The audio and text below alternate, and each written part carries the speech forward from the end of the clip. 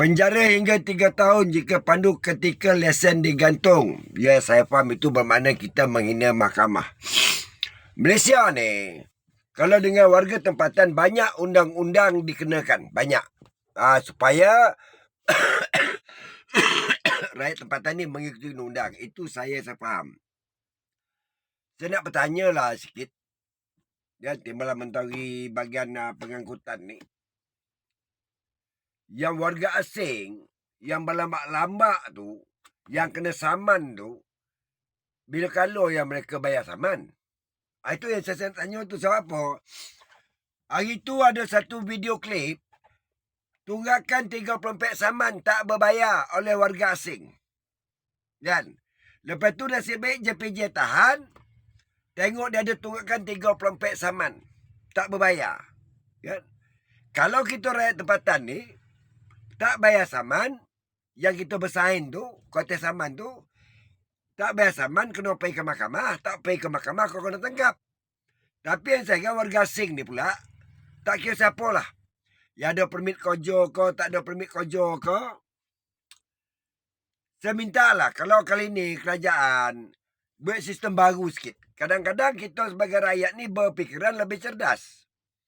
Kita buat satu sistem baru, mana-mana warga asing yang kena tangkap, tak kira lah pemegang kad sako UNCHR ke, permit kojo ke. Kalau yang pasport dah mati, permit dah mati, tangkap serah kepada immigration, tu lebih baik. Saman, bayar saman di tempek. No discount. Tu cara dia yang sebenar. Bukan tangkap bagi koteh. Lepas tu, sekali-sekali bulan kau tak bayar pergi ke mahkamah. Bukan macam tu. Kalau kita buat tegas secara macam tu, tak ada tunggak-tunggak saman. Kalau yang pemandu luar negara macam Singapura dengan Thailand, kerajaan buat, kalau tak bayar saman sebelum nak balik negeri, tak boleh balik. Itu dah bagus. Bagaimana warga asing yang dari Malaysia ni, yang kojo-kojo ni? Itu saya nak bertanya lah. Sebab saya ni bukan menteri. Tapi kalau sebagai penduduk pun, penduduk yang ada di Malaysia ni, banyak yang berfikiran cerdas. Kan? Panggil kami, baby cakap kat parlimen dah. Baru tentu warah. Senang. Kan? Ini rakyat kalau kasar. Macam-macam. Kita tengok di jalan dengan jual aiskrim lah, dengan jual roti lah, dengan bawa van, bawa kapet malah. Kita tak tahu mereka tu lesen tu betul tu tak. Ayalah lagi satu ni menteri. Timbalan menteri, saya nak syorkan lah kan. Mana-mana kereta-kereta ataupun kenderaan motosikal, kereta, van, lori, yang dipandu oleh warga asing, tetapi kena tu atas nama warga tempatan, rampeh, sita, lupus. Tak perlu pulang balik. Itu cara dia. Baru kita boleh kuatkan undang-undang. Ini tak. Alamak, kereta kena.